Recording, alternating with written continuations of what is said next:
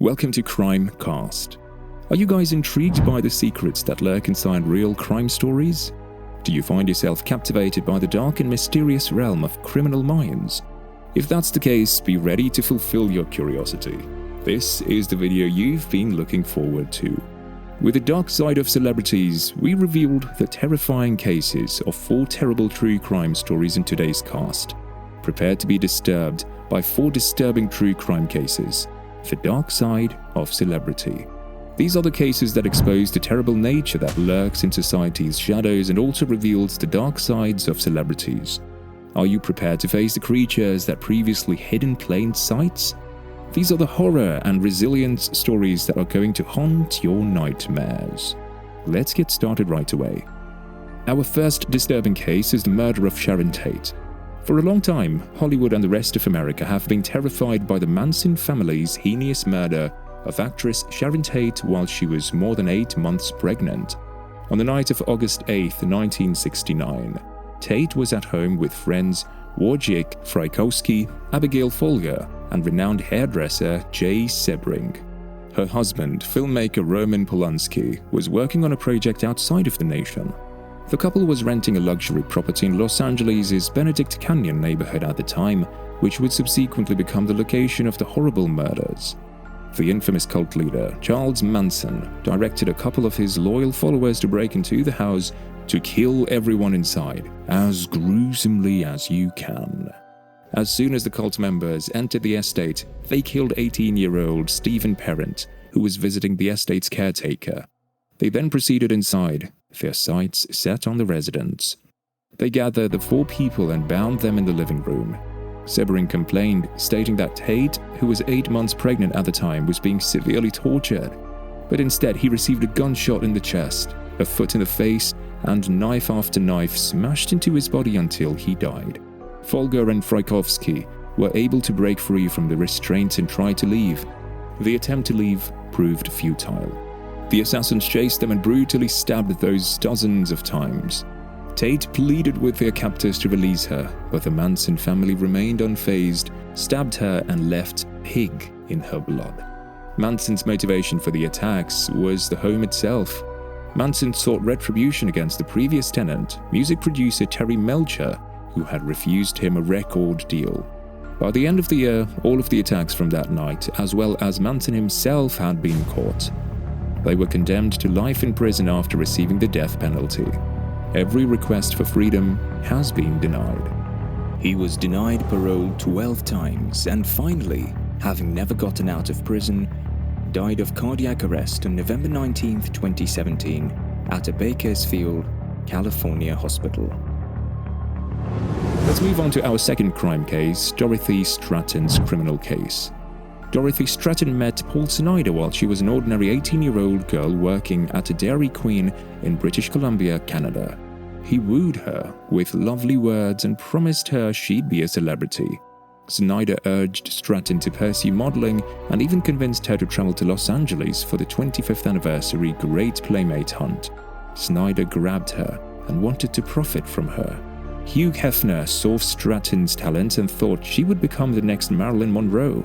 Stratton made her cinematic debut as Miss August 1979 in Playboy and went on to feature in films such as Buck Rogers, Fantasy Island, and Galaxina. Stratton was fast ascending the Hollywood social ladder.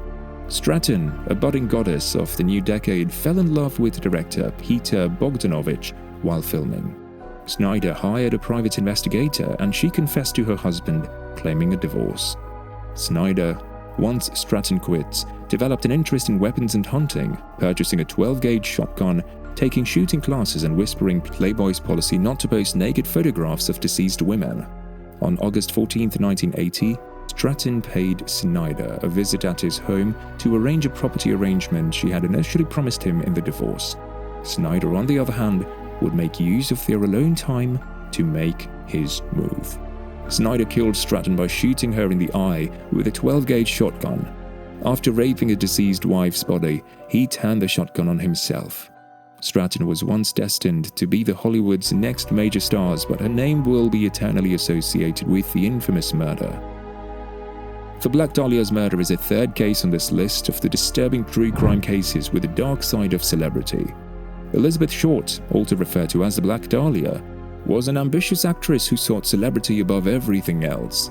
She had no idea how she'd earn it, as she was the victim of a horrible murder that has plagued America for decades. On January 15, 1947, a young mom and her 3-year-old daughter discovered the remains of Elizabeth Short, then 22 years old. Her body had been slashed in two and laid mutilated in the grassy area of the Los Angeles neighborhood. Her corpse was divided into 2 parts about a foot apart. Her intestines had been taken away, folded, and reinserted into her stomach. Her wrists were ligatured, parts of her skin had been taken, and her entire body had been blood-drained. Her face, on the other hand, was maybe the worst element. The attacker sliced it open from the corners of her lips towards her ears, leaving her with a Joker-like smile on her face. A week later, an editor at the Los Angeles Examiner received a phone call from someone claiming to be the murderer. He claimed to have saved mementos and would send them over by mail. He kept his end of the bargain. 4 days later, a postal worker pulled out a letter addressed to the Examiner. The birth certificate, business cards, photos, and contact book of Elizabeth Short were all included. The media circus sparked confusion in the investigation of a high-profile killing, with authorities bombarded with tips, examining 12 suspects and over 60 others, but making no arrests. The last crime case on our list is a crime case of fashion superstar Gianni Versace. The shooting of fashion designer Gianni Versace in broad daylight in front of his house on Miami's South Beach continues to perplex the public. At the time of his death, Versace was a well-known fashion designer and the creator of the Versace fashion company. He was a fashion star, outfitting celebrities such as Princess Diana of Wales. Versace, on the other hand, was acting suspiciously on the morning of July 15, 1997. According to witnesses, he went down to a neighboring cafe, passed the entry, and then circled back to enter minutes before he died. Later, a hostess saw that he looked to be being followed. Versace then stepped out to get a newspaper before returning to his multi-million-dollar Mediterranean mansion, but he never got past the front door. Uncertain murder of Versace by a 20s man, possibly due to a bag argument, has left the world's most recognizable fashion designer dead. The perpetrator was Andrew Cunanan, a 27-year-old guy. He was known in the LGBT world as a flashy wealth digger who preyed on older men for free vacations and luxury items.